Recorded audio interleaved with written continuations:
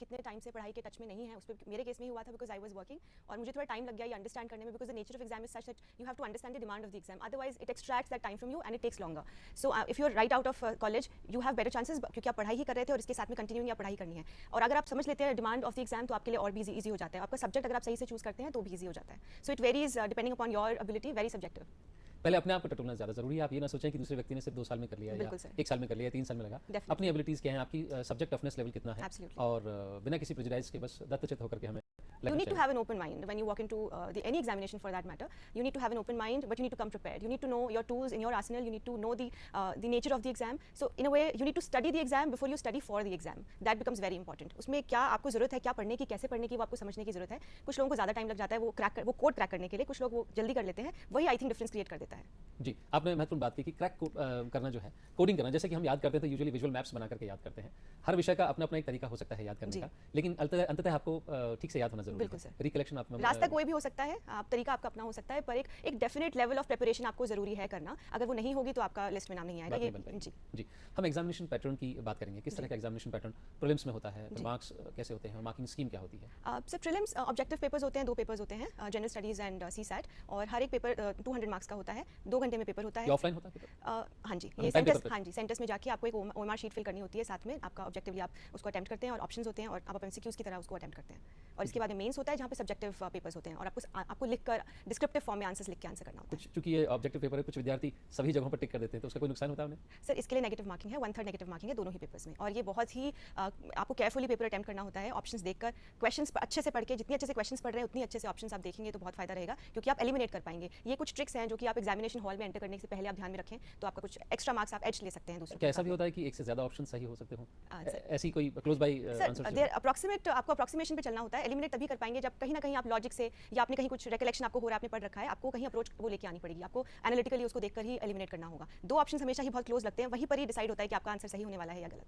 जी, और किसी तरह की कट ऑफ इसमें होती है? सर कट ऑफ होती है, but it varies every year depending upon the difficulty level of the exam and the kind of candidates attempting the paper that year. Maybe people are very well prepared, तो उस हिसाब से very करती है, fluctuate करती है cut off. But अगर आप एक सीरियस एस्पिरेंट हैं, आपने अच्छे से टाइम डिवोट किया है, मेहनत की है, कॉन्फिडेंस है, तो आप कट ऑफ क्लियर कर जाएंगे. जी, हम एलिजिबिलिटी क्राइटेरिया की अगर बात करें, जैसे आपने पहले कहा कि graduation, any graduation is eligible to appear. बाकी और किस तरह के एलिजिबिलिटी क्राइटेरियाज होते हैं? सर एज का क्राइटेरिया होता है. फॉर इंस्टेंस जनरल के लिए 32 इज द 21 to 32 की एज ब्रैकेट आपको होना ही चाहिए. यही एलिजिबिलिटी क्राइटेरिया बेसिक तो यही है, and it differs for people from different categories. For instance OBC, SC, ST, they would have a different criteria for this.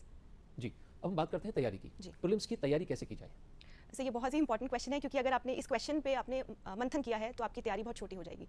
First and foremost, जैसे हम बात कर रहे थे, study the exam very well. It's very crucial. आप उसका nature समझिए, क्या डिमांड कर रहा है एग्जाम आपसे, वो समझिए. अगर आप वो कर लेते हैं, उसके बाद में आपको सेकंड लेवल पे आना है सोर्सेज पे, क्योंकि आपने समझ लिया syllabus and then you look at the material that you need to study. उसके लिए आप चाहे तो बहुत सारे टॉपर्स के इंटरव्यूज आप देख सकते हैं. आपको एक right before you start preparing एक लिस्ट बनानी होगी, कॉन्साइज लिस्ट, और उस लिस्ट के अकॉर्डिंग आपको पढ़ाई अपनी करनी होगी. और you have to make sure that you stick to that list, क्योंकि अगर आप ज्यादा वेरी करेंगे तो आप बहुत ज्यादा सिलेबस है, कंफ्यूजन होगा, कंटेंट बहुत ज्यादा. Correct. So and the third thing that you have to do is make very precise notes out of the syllabus that you study, because they say if you study it once that means you've not studied it at all, क्योंकि आप revise ही नहीं कर पाएंगे, और revision is the key to cracking this exam. The more you revise, the more you remember. Absolutely. So हम जहाँ पर study material की बात करते हैं, वहाँ पे the thumb rule we can follow is more is less is more, and then in case of our revision and preparing notes we have to make sure कि हम बहुत ही छोटे फॉर्म में नोट्स बनाएं. Revise more even if you not studied it at all, क्योंकि आप revise ही नहीं कर पाएंगे, और very precise notes out of the syllabus that you study, because they say if you study it once that means you've not studied it at all, क्योंकि आप revise ही नहीं कर पाएंगे, और revision is the key to cracking this exam. The more you revise, the more you remember. Absolutely. So हम जहाँ पर study material की बात करते हैं, वहाँ पे the thumb rule we can follow is more is less is more, and then in case of our revision and preparing notes we have to make sure कि हम बहुत ही छोटे फॉर्म में नोट्स बनाएं. Revise more even if you study less. That will save. यानी कि आप concisely पहले कंटेंट अपना कलेक्ट कर लें, क्योंकि बहुत सारे फ्री रिसोर्सेज बहुत सारे अवेलेबल हैं, तो ई बुक्स भी बहुत सारी हो जाती हैं. दूसरा है कि उसमें से आप क्रिस्पी फॉर्म में नोट्स बनाएं, और उस तरह के नोट्स जिनको आप बार-बार रिवाइज कर सकें. जी, अगर मैं अपना एग्जांपल दूं तो मैंने एक बहुत ही छोटा सा रजिस्टर मेंटेन किया था प्रीलिम्स की प्रिपरेशन के लिए, और मैंने उसमें सेक्शंस बनाए थे डिफरेंट. पॉलिटी के लिए एक सेक्शन, इकोनॉमिक्स के लिए एक सेक्शन, ऐसे ही डिफरेंट सब्जेक्ट्स के अकॉर्डिंग सेक्शन बना के उसके अंडर ही मैंने अपने बहुत ही शॉर्ट फॉर्म में नोट्स बनाए थे, जो कि मैं एग्जाम से पहले रिवाइज कर पाई थी. एक चीज़ आपको ध्यान रखनी है कि एग्जाम को देखते हुए कि 2 दिन पहले आपको एग्जाम से सब कुछ रिवाइज करना है. क्या आपके सामने जो किताब है आप उसे रिवाइज कर पाएंगे एग्जाम से पहले, ये आपको हमेशा दिमाग में लेके चलना है. अगर एग्जाम से एक दिन पहले आपके पास इतनी हिम्मत है, आपके नोट्स इतने कंसोलिडेटेड फॉर्म में है कि रिवाइज हो जाए, मतलब आप सही रास्ते पे हैं. यानी कैप्सूल फॉर्म में आपके पास एक इन्फॉर्मेशन स्नैपशॉट जैसा आपके पास होना ही चाहिए। ज़रूरी है। जी। अब चूंकि सिर्फ 10 दिन ही बचे हैं, तो जो आखिरी समय की जो टिप्स होती हैं, इंपॉर्टेंट टिप्स, वो क्या होनी चाहिए? सर ये बहुत ही क्रूशियल टाइम है और ये मेक और मार वाला टाइम है। अगर इस टाइम पे आप अपना कुछ एक फैक्टर्स हैं अगर आप ध्यान रखें तो आपके चांसेस इंप्रूव हो सकते हैं। पहला ऐसा फैक्टर है कि आप अपना जो स्लीप साइकिल है उसको अलाइन करिए, अगर आपने अभी तक नहीं किया है तो। बहुत ज़रूरी है कि अगर आप एग्जाम देने के टाइम पे आप सो रहे हैं और रात में पढ़ रहे हैं तो वो आपको अफेक्ट करेगा ही करेगा, तो आपको ये चीज़ अपनी मेंटेन करनी है। सेकंड इज़ कोई भी नया रिसोर्स, कोई भी नया मटेरियल आपको नहीं देखना है, सिर्फ अपने नोट्स, अपने कॉन्फिडेंस रखिए कि आपके जो नोट्स हैं वो सफिशिएंट हैं, आपकी तैयारी सफिशिएंट है, उन्हीं को रिवाइज करिए। जितनी बार कर सकेंगे उतना अच्छा रहेगा।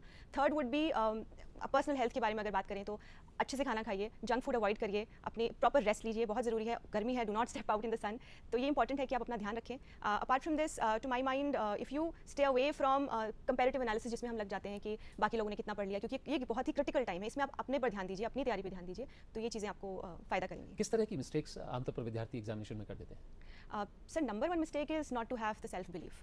जो ये डाउट है अपने आप में, डिस्पाइट योर प्रिपरेशन, आपको पता है आपने 100% दिया है, फिर भी आपकी एंजाइटी क्यों आती है? क्योंकि आप डाउट में रहते हैं, आपको कहीं ना कहीं कॉन्फिडेंस नहीं आ रहा है तैयारी पे। तो एक चीज़ है कि आपको उसको ओवरकम करना ही पड़ेगा before you enter the examination hall. कितनी भी तैयारी है, you have to ensure that you are going with your आत्मविश्वास से आगे बढ़ें। Absolutely with your head on your shoulders, you are fully ready for it. आप ये भी मानिए कि जितनी आपकी तैयारी है उसके हिसाब से पेपर निकल जाएगा। You need to have that confidence because at the end of the day it is the question is such that you need to be confident about answering that question. So I think ये बहुत ज़रूरी है। क्या अलग होता है जो विद्यार्थी मेरिट में आ जाते हैं और जो नहीं आ पाते हैं?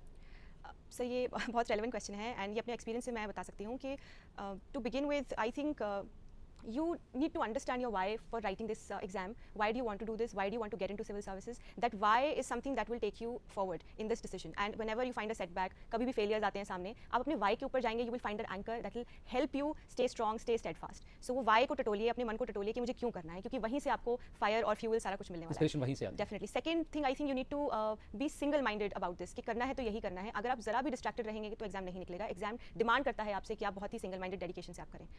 Third thing would be, sir, you need to be absolutely disciplined about, you need to be consistent. ये चीज़ें साथ में चलती हैं, consistent है तो discipline भी रहेंगी। तो और कहीं पे आपको रेडी रहना है कि कितनी बार भी इन्विटेशन आए, फैमिली गैदरिंग्स हैं, कोई भी सोशल एंगेजमेंट्स हैं, you have to say no, you need to be willing to say no. And sir it's important to remember that nobody here is more gifted than you are. Remember that they are just working harder than you are. अगर वो उनका chance better है just because they not more gifted, they working harder. Hard work is the key, Absolutely. Proper planning के साथ में। Yes. Inception कैसे होना चाहिए? कितना समय, यानी कब से विचार शुरू हो जाना चाहिए? यूजुअली ग्रेजुएशन के बाद लोग अटेम्प्ट करना शुरू करते हैं। Sir again it's very subjective for somebody. हो सकता है कि वो जो 5th स्टैंडर्ड में थे तब से उनका कोई ड्रीम कोई सामने हो गया, किसी ने बात कर दी हो, जिक्र कर दिया हो सकता है कोई लेट 20s में है और उनको तब ख्याल आ रहा है कि ये भी एक करियर ऑप्शन है जो एक्सप्लोर कर सकते हैं। So it becomes very different for different people sir. जी, उम्मीद करते हैं कि रंजीता जी से हमारी बातचीत आपको पसंद आई होगी और जो इनकी सक्सेस स्टोरी, जो मुझे खास तौर से आपकी बात अपील की कि आपने ओपन स्कूल से पढ़ाई की और फिर ये सफलता हासिल की, आप एक निश्चित तौर पर प्रेरणा स्रोत हैं और हमारे तमाम युवा साथी जो तैयारी कर रहे हैं या करने वाले हैं उन सभी को हम शुभकामना देते हैं और आपका अनेक